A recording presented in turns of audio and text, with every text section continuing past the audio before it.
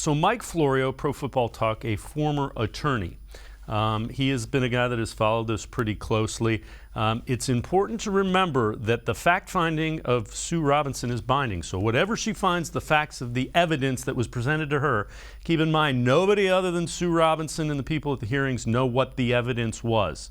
But those facts are things that Roger Goodell can't change. Mike Florio, on what he has seen from reading the decision by Sue Robinson relative to the NFL's appeal and what chances they would have of winning. The league employees who are paid by and directed by Roger Goodell went to the Judge Robinson hearing and said, we want a full season suspension. So if those same league employees then appeal to the guy who gave them their marching orders, what do we expect? Unless they asked for a year in front of Judge Robinson, hoping that the more they asked for, the more likely they'd get something in the range of 6, 8, or 10, and they'll live with it, which I don't think is the case. I don't know that, but I don't think it's the case. Then I think we have to look at the obvious facts and come to the obvious conclusions. They wanted a year before, and now they have a path to getting a year. She gave them exactly what they need to impose a one-year suspension. She found that he did it.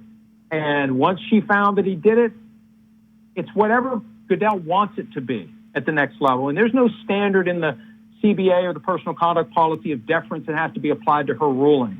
He doesn't have to make any type of detailed finding that she made some sort of error, abused her discretion, acted in an arbitrary or capricious manner, all these lawyer terms that sometimes get the first decision a little bit more power and credit than it otherwise would have. He can just roll up into a ball, 6 games, and pick whatever number he wants.